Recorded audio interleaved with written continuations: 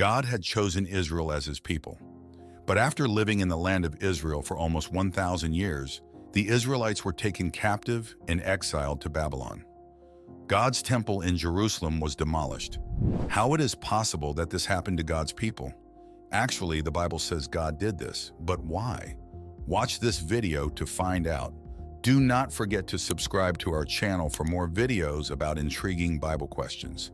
The city of Jerusalem was conquered in 587 BC by the Babylonians, and many Israelites were sent into exile for 70 years. Why did this happen? God is trustworthy, and his promises never fail. He promised Abraham that he would give him and his offspring the land of Canaan for an everlasting possession. After 400 years in Egypt, the people of Israel journeyed 40 years through the desert until they reached the Promised Land. Led by Joshua, they conquered the land west of the Jordan and devoted the cities of the Canaanites to destruction.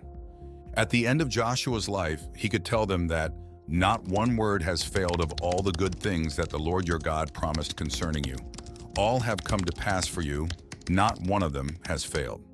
However, about 8 centuries later, the capital cities Samaria and Jerusalem were destroyed, the land of Israel ruined, and the upper class of society was led captive to the east to Babylon. Why did this happen? The Bible says that the promise to the Israelites concerning the land was not unconditional, but depended on the obedience of the people to God's law. Moses states it as follows in Deuteronomy 28. If you are not careful to do all the words of this law that are written in this book, that you may fear this glorious and awesome name, the Lord your God, then the Lord will bring on you and your offspring extraordinary afflictions. And as the Lord took delight in doing you good and multiplying you, so the Lord will take delight in bringing ruin upon you and destroying you. And you shall be plucked off the land that you are entering to take possession of it. And the Lord will scatter you among all peoples, from one end of the earth to the other. As early as in the time of the judges, Israel rebelled against God. The people worshipped idols and committed all kinds of terrible sins. After a brief time of prosperity during the reign of David and Solomon, it worsened again under the next kings of Israel and Judah. About the kingdom of Israel, the book of Kings has nothing positive to say. In 722 BC, Samaria was conquered by the Assyrians, and the 10 tribes were lost up to the present day.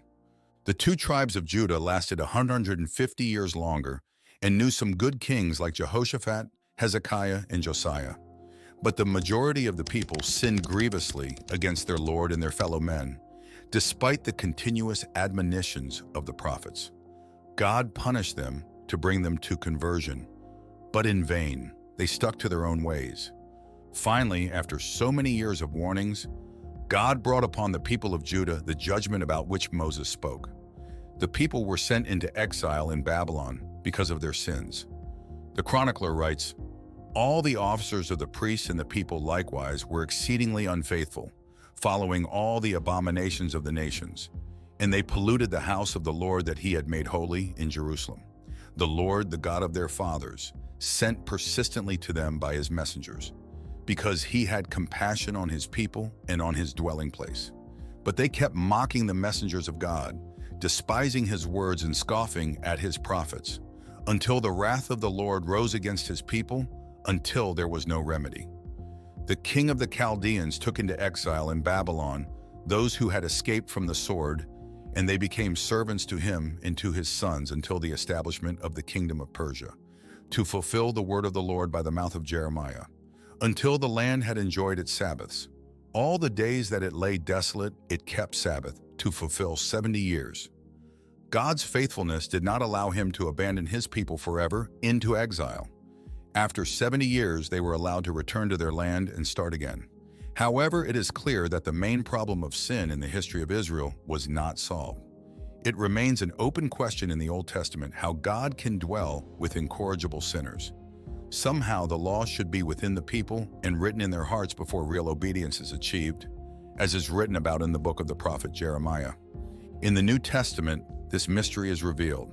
Jesus Christ, the Son of God, became man and died for the sins of his people. Now God's Spirit dwells in every believer, and God remains with them forever. Behold, the dwelling place of God is with man.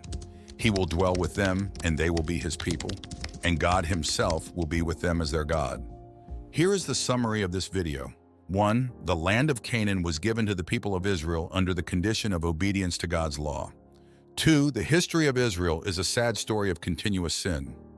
3. God had to punish the people for their unfaithfulness and sent them into exile for 70 years. 4. The problem of sin was solved by Jesus on the cross. God will dwell eternally with everyone who believes in him.